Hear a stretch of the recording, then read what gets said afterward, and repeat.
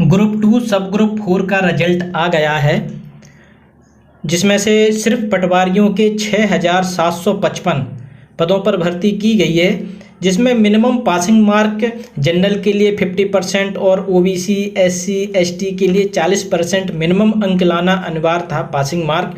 तो इसलिए आप देख रहे होंगे कि रिजल्ट में क्वालीफाई लिखकर आ रहा है। तो इसका मतलब कई साथी कंफ्यूज हैं कि मेरे में क्वालीफाई लिखा हुआ है तो इसका क्या मतलब है।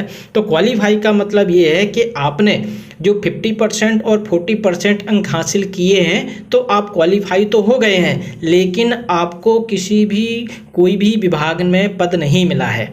यदि आपके नीचे मेरिट या वेटिंग लिखकर नहीं आ रहा है, संबंधित जो भी आपने चुने हुए थे सिर्फ क्वालीफाई लिखा है, तो आपका सिलेक्शन नहीं हुआ है। तो जिनके भी 50% और ओबीसी एसटी एससी के 40% आए, उनके रिजल्ट में क्वालीफाई लिखकर आ रहा है। और आपने रिजल्ट में आप देखें, यदि आप अपना रिजल्ट देखें तो उसमें दो चीज़ें और लिखकर आ रही हैं, मेरिट और वेटिंग। तो मेरिट का मतलब ये है कि उस बंदे का सिलेक्शन 100% पक्का है, 100% उसको उस संबंधित जिले में सीट पक्की हो गई है, उसका सिलेक्शन पक्का हो गया है। वो लड्डू बांटे खुशियां मनाए, उसका सिलेक्शन पक्का हो गया है, जिसकी भी आगे मेरिट 1 2 3 जो भी लिखा हुआ है। इसके बाद आता है दूसरे में लिखा है वेटिंग। तो वेटिंग वालों का ये है कि उसको उस जिले में इतनी वेटिंग पर रखा गया है, जो भी वेटिंग के आगे नंबर लिखे हैं उतनी वेटिंग पर उस पद के लिए, उस विभाग के लिए उसकी वेटिंग ये है। तो वेटिंग का तो कुछ नहीं कह सकते हैं कि कितनी वेटिंग वाला कन्फर्म होगा कि नहीं होगा। कई बार क्या है 20 से 25 से 30 वेटिंग वाले भी कन्फर्म हो जाते हैं, उनकी सेकंड थर्ड काउंसलिंग होगी तो उसमें उनका होगा। कई बार क्या है एक वेटिंग वाले का भी सिलेक्शन नहीं होता। वेटिंग का तो सीधा सा फंडा है कि जिस भी ज़िले में जो पद मिले हैं, सपोज करें कि जैसे दतिया जिला में पटवारी के 7 पद हैं, तो पटवारी के 7 पद होने से यदि किसी फर्स्ट काउंसलिंग में किसी ने नहीं ज्वाइनिंग किया है, 2 बंदों ने ज्वाइनिंग नहीं किया है पटवारी पद पे, तो जिनकी वेटिंग 2 है और वो दतिया में वेटिंग 2 दिखाई दे रही, तो उनका सिलेक्शन हो जाएगा।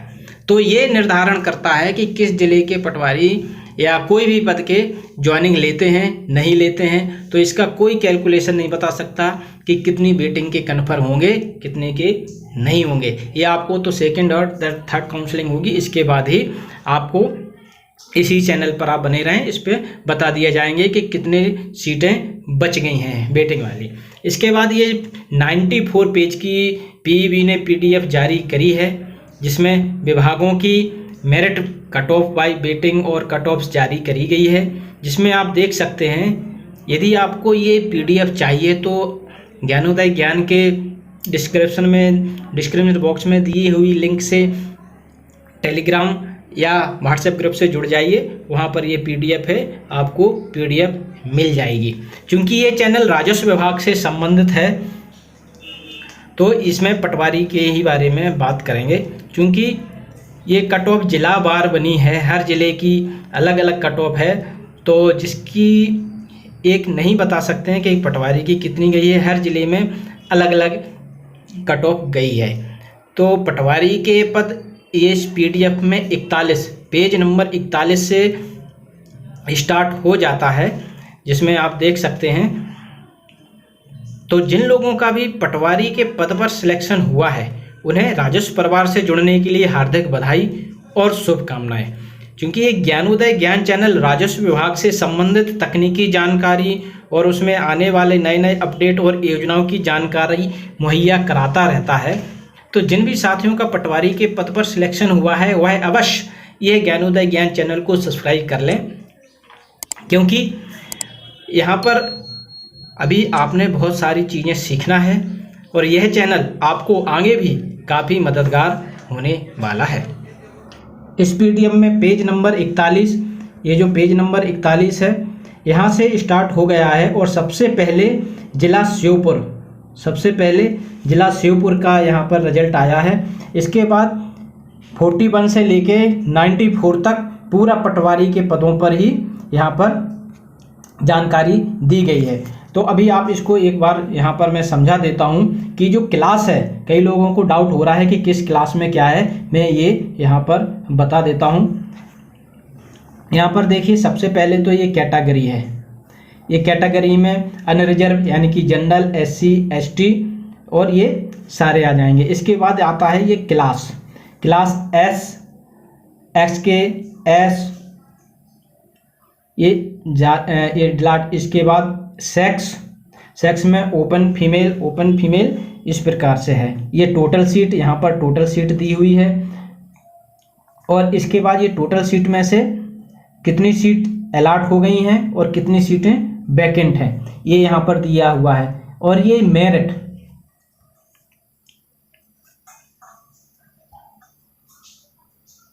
यहाँ पर ये मेरिट कट ऑफ है, यानी कि अनरिजर्व ओपन की 153.59 कट ऑफ गया है। और बेटिंग कट ऑफ यानी कि 146 जिसका नंबर है वो बेटिंग में यहाँ पर आया हुआ है इस जिले में। तो यहाँ पर कई साथियों को यह डाउट हो रहा है कि ये अनरिजर्व SK का मतलब क्या है। तो ये यहाँ पर SK का मतलब है संविदा कर्मी। आपने देखा होगा, इसके पहले संविदा कर्मी को मध्य प्रदेश शासन ने 20% कोटा दिया था, जो आपका रूल बुक निकला है उसमें भी दिया हुआ है। जो संविदा कर्मी हैं, जॉब कर रहे हैं संविदा में, उनको जो परमानेंट वैकेंसी अभी जो निकली है इसमें 20% कोटा दिया हुआ था। ये वही SK है। यहाँ पर SK का मतलब संविदा कर्मी हो गया। इसके बाद AX यानी कि अनरिजर्व, ये ओपन, और ये फीमेल, F से फीमेल। इस तरीके से यहाँ पर ये जानकारी पूरा, ये EWS का S मतलब एक्स सर्विसमैन, जिसके आगे S है क्लास में वो एक्स सर्विसमैन है। S के संविदा कर्मी हैं। और ये ओपन फीमेल, F से फीमेल है।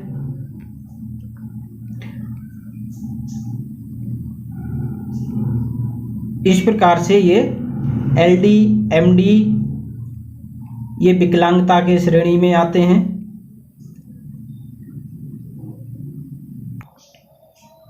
जो BH हैं वो दृष्टिबाधित या विजुअल हैंडीकैप हैं। EH बहरे, जो कान से कम सुनाई देने वाले हैं, उनको भी कोटा 1.5% इस प्रकार से यहाँ पर मिला हुआ है। टोटल 6% आरक्षण विकलांग कोटे को मिला हुआ है।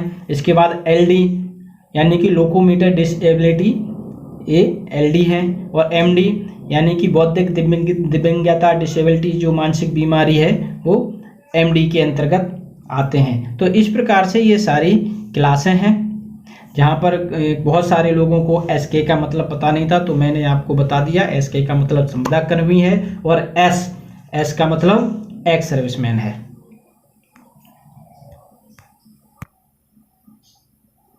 तो ये पूरा PDF है।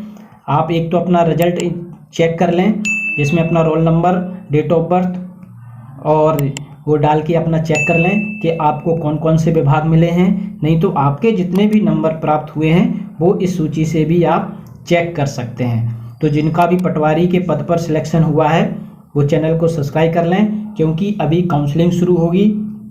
और काउंसलिंग क्योंकि राजस्व विभाग ने ही, भूलेख ने, ग्वालियर ने ही करना है, सारी टेस्ट वहाँ पर ट्रेनिंग होनी है। तो आपको काउंसलिंग से संबंधित जानकारी, काउंसलिंग 1 के लिए कितने सिलेक्शन हुए हैं, क्या क्या दस्तावेज लगेंगे, क्या क्या जानकारी होगी, वो सारी जानकारी अब आपको इस चैनल पर मिलेगी। क्योंकि जो पटवारी वर्ग हुए हैं वो राजस्व विभाग के परिवार से जुड़ चुके हैं, अब उन्हें बहुत सारी जानकारी की आवश्यकता पड़ेगी। तो वो आपको सारी जानकारी इस चैनल पर मिलती रहेगी। तो चैनल को सब्सक्राइब करके बेल आइकन को प्रेस जरूर कर लें। Thank you for watching. Have a nice day.